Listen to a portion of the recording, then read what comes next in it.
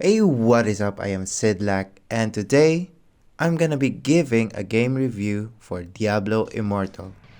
As you know about reviews, it's all about straight up facts. There is zero opinions involved. Before I give my review of the game, I should share with you how far I've reached in the game, so you'll have an idea from which perspective these facts came from. I'm playing this game for a little over 3 months already as a free to play player. I have already passed all the catch up mechanics in the game. I'm a little over 300 combat rating away from reaching the combat rating requirement for the strongest boss in the game. I have reached legend rank for PvP before, and finally, I have a little wingies, which means I have reached 1k resonance. I can say that I am in the mid game, stepping towards late game already. And I have a pretty decent, not decent, perfect. I have a perfect grasp on the game. So let's start from the beginning. What got me really hooked in the game is its storyline. In my opinion, fact, the story is quite interesting and I especially like the voice acting. Although I do wish the game would make me care more about the characters in the game. Currently, the story is more about the world and the player rather than the player's relationship with the other NPCs. Although there are some background stories for important NPCs like Karshun and my boy Kane, I don't think I've become attached to the characters that much. Despite that, I still think that overall, the game's story is captivating.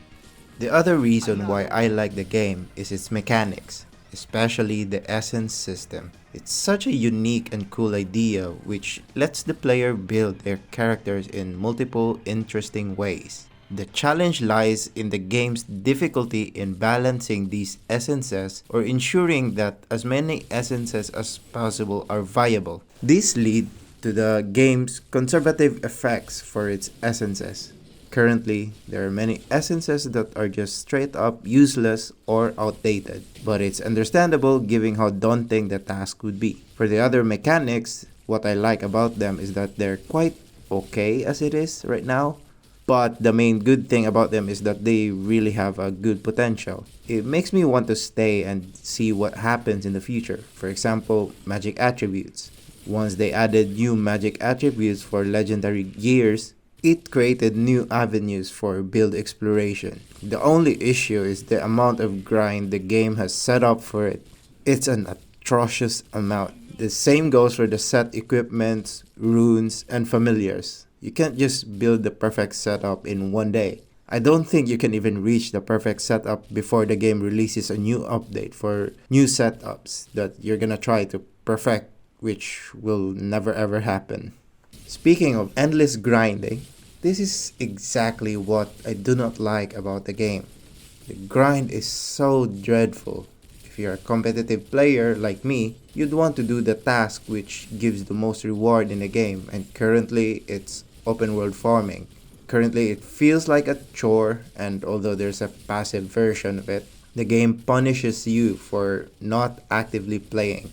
For example, if you do lazy farming, the drop rate of good equipment is significantly lower compared to actively running in an open world farm. So if you're planning to play the game, be aware that the game rewards you for actively playing inside the game. If you're used to AFK farming, you better be prepared then. Another thing about open world farming is its main drops, the scraps.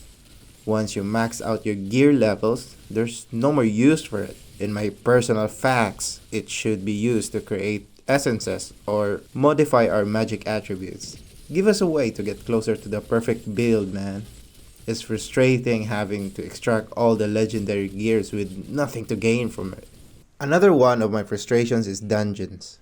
Although it is fun when you play it the first time, after that it's already a chore. And the worst part of it is the pity system. What is the pity system, you might ask? It's a system that gives you a set equipment if it didn't drop up until the 7th run. The counter would reset back to 0 whenever you get a green set equipment. This might sound like a good thing at first glance since it guarantees that you'll get an equipment as long as you run 7 dungeons. However, It also serves as a reminder of the number of runs that you didn't get as set equipment. I once reached 7 out of 7 4 times in a row, and after that, I kinda don't want to run dungeons anymore. And now I only run dungeons 3 times a day to get the free daily set equipment. In my straight facts opinion, they should remove the PT system and instead reward the players with wisps whenever we complete the dungeon. The chest at the end of the dungeon run should explode with a lot of wisps of varying difficulty levels to boost our dopamine whenever we complete a dungeon. If we get a wisp at our current difficulty level, then we're happy. If we don't, then it's fine since we got the smaller wisp that we can combine anyway. In addition to that, the game should add side goals while running the dungeons. For example, clearing all the mobs would reward us as an additional chest, which will incentivize players to learn the layout of the dungeon. Another example would be to have time cleared record at the end, so we'll have a reason to get better at it and feel good when we beat our previous record. Also, in dungeons, why does the damage count include the normal monsters? Shouldn't it only count the bosses? What's the point of counting all the mobs? That just favors certain classes. Meanwhile, only counting the damage to the boss would measure the player's DPS regardless of class advantage, which can be a source of pride or like, something that players would chase. Okay, I think that's enough about dungeons. Should I get into raid bosses? Nah, I think they're good as it is. Maybe an additional mode that balances the player's stats so the boss is challenging and requires proper planning and coordination.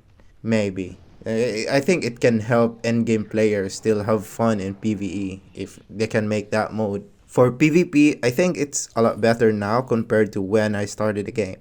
I remember there was only like 2 to 4 players that can play the game. Everyone else are just numbers that boost these 2 to 4 players' kills. Now, although not perfect, but it's a lot more balanced and enjoyable.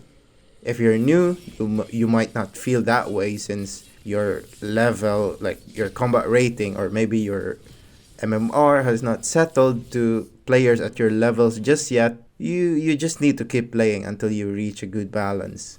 Speaking of balance, what do you think about Blizzard's way of balancing the stats? Thank you for your question, Sidlak. I think Blizzard is too busy to put out a real balance to skills or essences. Currently, they're mostly adjusting cooldowns and not really changing the skills or essence too much. When you see the amount of features and bugs they currently have in their plate, I kind of understand why they're quite conservative with their actions. On the other hand, they're a big company. It's normal that the players expect more from them. Maybe Diablo Immortal as a game just isn't the main priority of the company right now and they didn't put that much money into it. I don't know. What do you guys think? Since I'm already talking about money, I might as well talk about whether the game is pay to win or not. The short answer is yes, it's pay to win. The long answer is that you pay to win clan wars, but it's not necessary for you to pay to have fun. You can absolutely smash through the PvE content without spending any money as long as you put in the effort. For PvP, the money spenders have a limit to how much they can improve their character with their money. Make no mistake, it will take a lot of effort for a free-to-play player to catch up. It's doable, but it takes a lot of time and effort. There are ways to get there as a free-to-play player, but you didn't even have to do that in the first place. I reached legend rank with only 500 reso as a monk, which at that time was very underrated and made fun of quite a lot. Now that I'm at 1k reso playing as a necromancer, I can put up a good fight against 3k reso as long as I'm smart about it, like play with my teammates, have better map awareness, etc. Although I gotta admit, I couldn't do much against 4k reso and above, but I haven't been matched against those players yet. I think the only way I'll go against them is through clan-related PvP. If you just play Battlegrounds, you'll be matched against players around your level, so the pay-to-win part aspect isn't that big of a deal. That's if your goal is just to have fun and not actually try to dominate the server. So in conclusion, I think the story is good. The mechanic is good and it has good potential as well. The grinding is currently very awful, and the idea behind the grinding is outdated. They want the players to actively play the game, but the game itself is very boring and dreadful. If they want the players to actively play the game, they should make it fun. If they if they want it to be dreadful and boring, they should at least let the player play it passively. Like, the player shouldn't play it actively, you know.